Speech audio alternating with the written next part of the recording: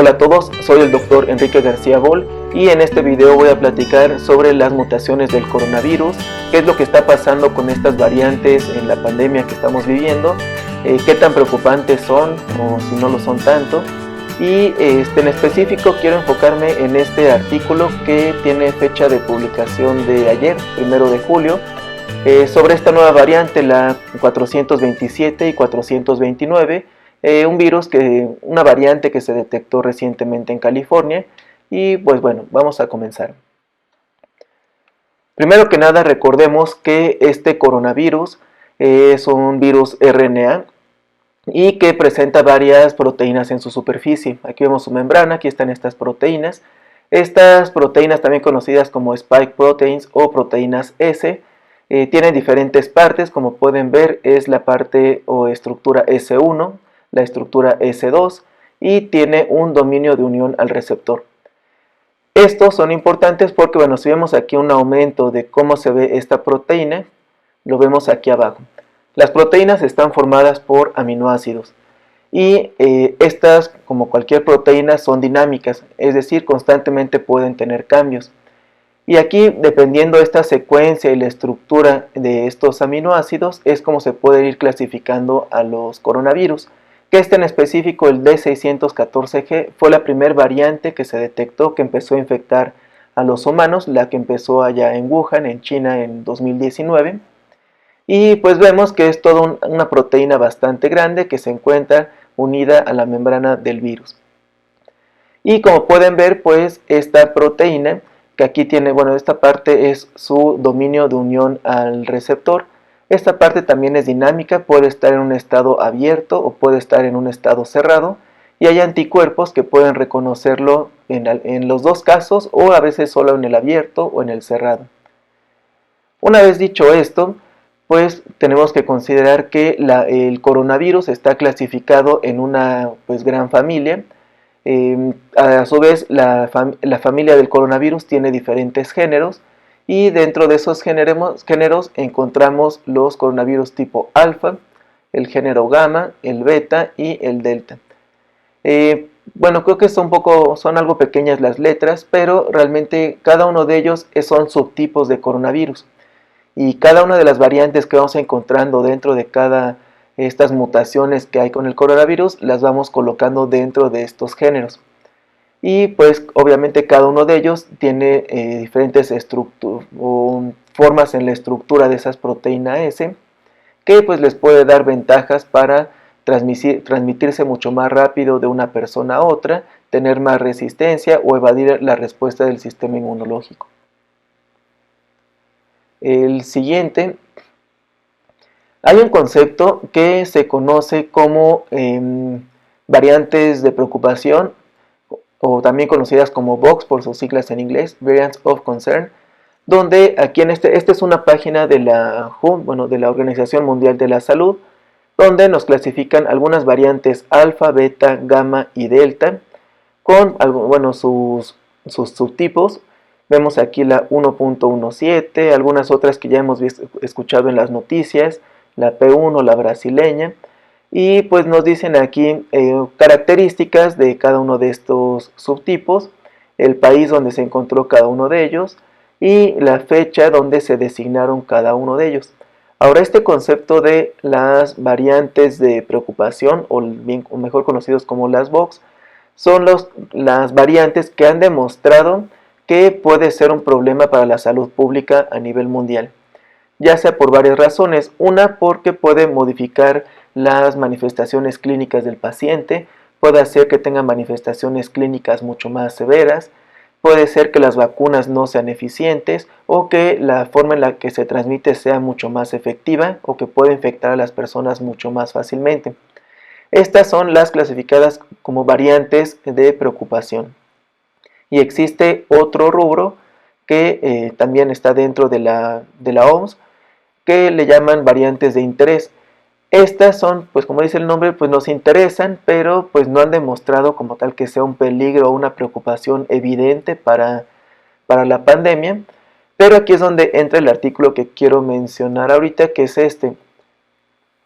Género Epsilon, donde vemos el linaje B1.427 y 429, primera vez designados en marzo del 2021. Esto fue en California el registro del primer virus.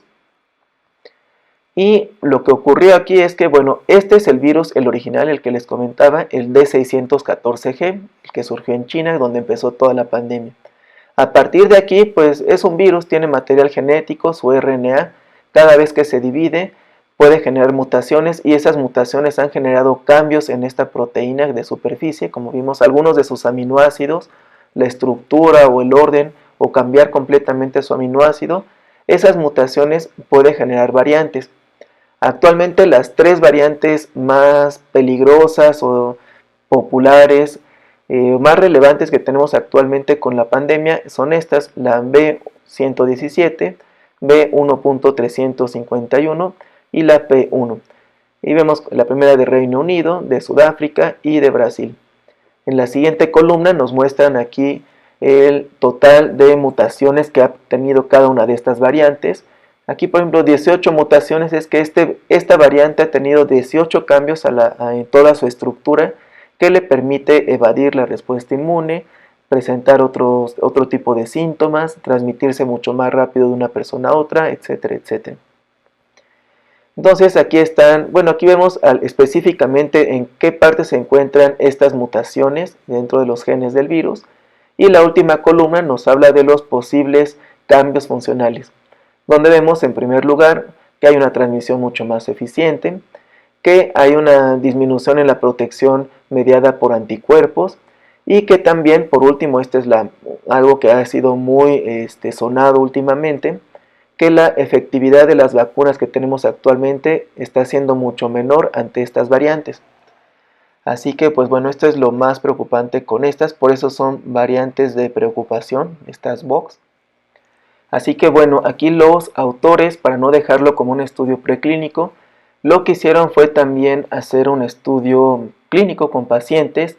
En este caso fueron 9 donadores convalecientes que tenían COVID, estaban con síntomas en ese momento, tomaron muestras del plasma para hacer este estudio, y lo que hicieron fue analizar, igual hacer una cuantificación de neutralización de anticuerpos para COVID, y aquí lo que reportaron es que estas variantes 427 y 429 había una reducción en esa neutralización de 3.4 veces.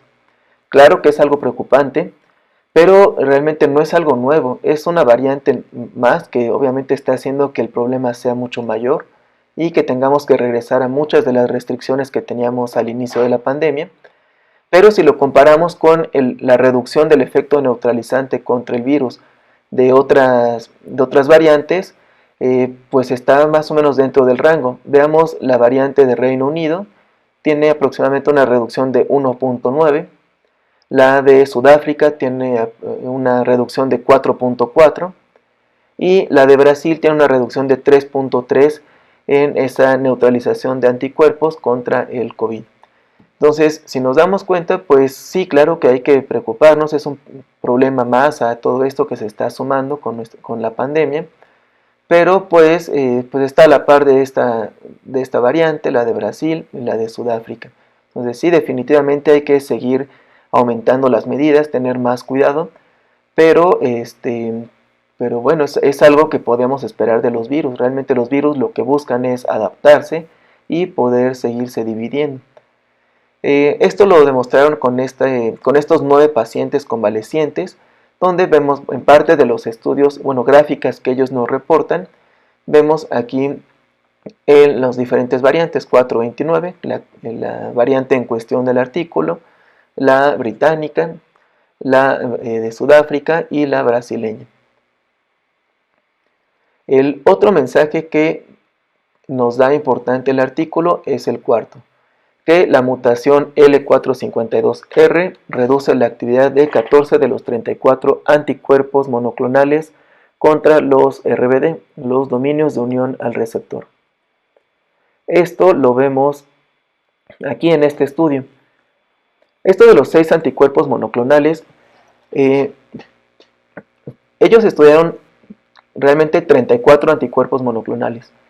Esos son anticuerpos que se han estudiado para dar, son terapias biológicas que se le inyectan a los pacientes que tienen coronavirus, bueno, que tienen la infección de COVID-19 y con esto se busca mejorar sus síntomas.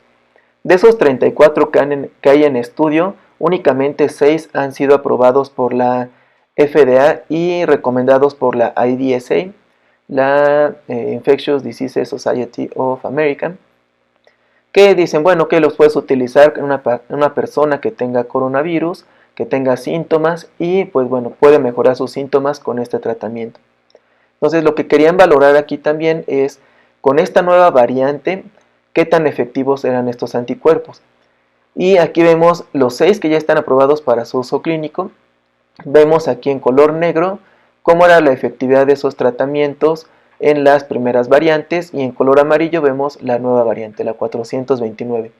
Entonces vemos el sotrovimab, el regdanimab, el casirivimab, el imdevimab y el etesevimab, que pues hay una reducción en la efectividad de estos tratamientos, pero el más relevante aquí fue el bamlanimab, que como podemos ver, redujo totalmente a cero la efectividad de ese anticuerpo. Terapias biológicas que teníamos para estos pacientes ya no son, al menos esta ya no es útil para esas personas y las otras pues son útiles, pero de por sí no eran muy efectivas que digamos, y pues bueno, ahora su efecto ha sido disminuido con esta nueva variante. Y ahí lo que reportan es que un total de 14 de 34 anticuerpos que ellos estudiaron, es decir, no solo se quedaron con los aprobados para uso clínico, también estudiaron anticuerpos que están en fases preclínicas y 14 de los 34 mostraron reducción en su potencia de neutralización. Entonces, bueno, quedan realmente 20 anticuerpos que pueden ser todavía efectivos, pero pues finalmente creo que esto nos deja claro por qué es una variante de preocupación. Y aquí vemos los números, que bueno, esto también está reportado en este artículo, donde vemos que primero vemos un mapa mundial, donde vemos en color rojo, donde hay más casos de esta nueva variante. Como vemos, en primer lugar está Estados Unidos. Vemos aquí varias gráficas, donde vemos la distribución, en el eje de las X vemos una línea del tiempo con la variante 427, 429 y la variante combinada. A nivel mundial, aquí vemos cómo ha ido aumentando, ganando terreno esta nueva variante. Después lo vemos específicamente en Estados Unidos, cómo ha aumentado más esos casos en la población, y específicamente en California, que fue donde inició todo esto, vemos que hay un pico ya mucho más grande. La mayoría de las personas que se han infectado en California ha sido por esta variante. Y abajo vemos pues algo que nos interesa a nosotros, ¿no? Aquí vemos a México, cómo ha estado aumentando el número de casos por esta variante combinada, aislada con la 429 y 427. Entonces estamos pisándole los talones a Estados Unidos, estamos justamente por detrás de ellos, y definitivamente esta variante va a seguir ganando peso. Y tengamos muy claro esta gráfica, donde vemos la reducción de los efectos neutralizantes de los anticuerpos tras la vacunación. Entonces es importante. Esto realmente, pues, ¿qué nos quiere decir? O los mensajes que creo que hay que considerar después de este video, es que las vacunas ahora son menos efectivas con estas nuevas variantes. Algo importantísimo para decisiones políticas, en escuelas, en trabajo. Todos estamos cansados, pero hay que tomar en cuenta este nuevo peligro con las nuevas variantes. Segundo punto, las vacunas que se han puesto a prueba son las de Pfizer y Moderna. Esto por ser las más efectivas. Las otras no se han estudiado tanto, pero es que son menos efectivas. Es decir, si a estas dos han tenido reducción en esa efectividad, entonces con las otras podemos esperar un resultado muy parecido o una mayor reducción.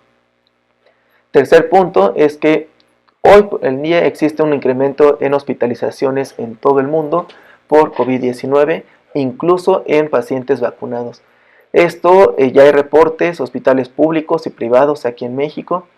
Los hospitales antes, al inicio de la pandemia, dejaban pisos exclusivos para pacientes con COVID.